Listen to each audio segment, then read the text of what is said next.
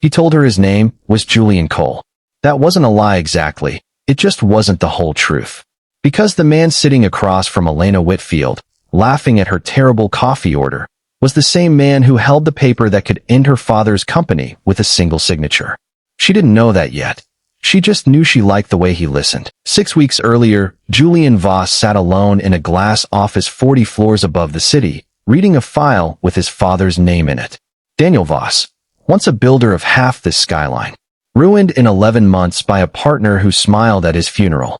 Julian had spent a decade turning grief into leverage, quietly buying every scrap of debt Whitfield Development owed, until he owned enough paper to bring the whole company down whenever he chose.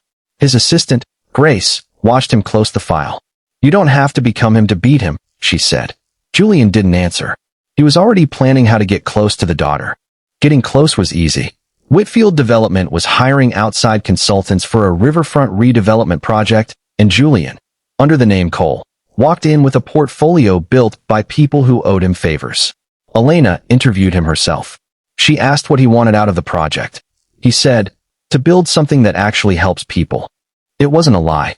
It just wasn't the reason he was in that room. For 2 months, they worked side by side on the riverfront project, and somewhere between blueprint revisions and late-night deadlines, something Julian hadn't planned for happened. He started looking forward to her sarcasm. He started staying later than the work required. One night, reviewing site plans, Elena admitted the company was under more pressure than people realized. Her father wouldn't say why, only that a decision from years ago was catching up with them. Julian felt something cold settle in his chest. He knew exactly which decision she meant. Marcus Whitfield was not a man who apologized. 15 years earlier, he'd forced his partner Daniel Voss out of the company they built together, buried him in a manufactured fraud accusation, and taken the credit for everything they'd built. Daniel died 2 years later, broke and humiliated, in a rented apartment across town. Marcus told himself it was business. He never once said Daniel's name to his daughter. The loan came due on a Tuesday.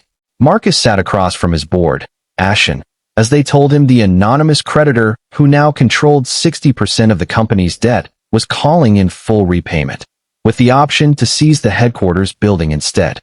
Marcus asked the one question that mattered. Who is it? The board didn't know.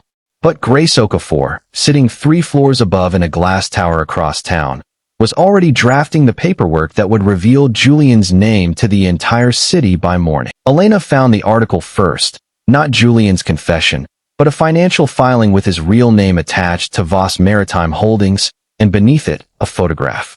Her Julian, her Cole, standing in a boardroom she'd never seen, wearing a suit that cost more than her car. She read it 3 times before the shaking started. He hadn't just lied about his name.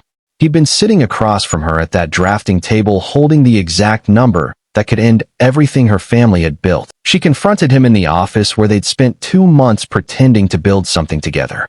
"Say your real name," she told him. He did. Julian Voss. She asked if any of it was real. The coffee, the late nights, the way he'd looked at her like she was the only person in the room. All of it was real, he said. The name was the only lie. She told him that was the only lie that mattered. Julian went home to the glass tower he'd built out of grief and sat with the file on his father one last time.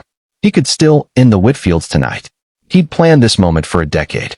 But he kept seeing Elena's face, not the betrayal, but the 2 months before it, when she'd looked at a man named Cole like he was worth trusting. Grace found him there at midnight. "Your father built things," she said quietly. "He never tore anyone down to do it. Which one of them do you actually want to be?" The next morning, Julian walked into Marcus Whitfield's office without an appointment and set a single folder on the desk. Inside was every scrap of debt he owned against the company, canceled, not forgiven quietly, canceled with his real signature, dated, witnessed. "I could have taken everything," Julian said. "My father built half of what you're sitting in, and you buried him for it. I wanted you to know exactly who did this, and exactly who chose not to finish it." For the first time in 15 years, Marcus Whitfield apologized, not to save his company, because it was already saved, but because a young man was standing in front of him wearing his dead father's eyes. "I destroyed a good man because I was afraid he'd outbuild me," Marcus said. "I've spent 15 years telling myself it was business. It wasn't. It was cowardice." Julian didn't forgive him that morning. But he didn't need to. Not yet. He'd already done the harder thing. Elena heard the whole story from her father that evening. The partnership, the betrayal, the debt her family had been living under without knowing why.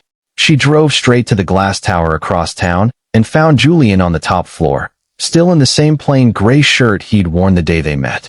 "You could have ruined us," she said. "I know," he answered. "Why didn't you?" He looked at her for a long moment.